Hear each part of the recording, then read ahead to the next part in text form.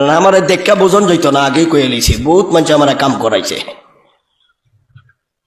জীবন ভর কাম করতেছি। ছাত্র একটা উপর থেকে নামতাছে, আমি উপরে উঠতাছি 2 তালা, আমারে কইতাছে ভাই উজিরপুরের ঘন্টা শুরু হয়ে যাবো, একটা জগ ফানি আনিয়া দিলা, আমারে কয়। এখন এত বড় ছাত্র অর্ডার দিছে, কেমনে আনি না, টিউবওয়েল থেকে 4টা পানি আনলাম, জিজ্ঞাসা করলাম কত নাম্বার রুমও, কয় 3 নাম্বার রুমতে। আমার ঘন্টায় 3 নাম্বার রুমও, মুসলিম পড়াই।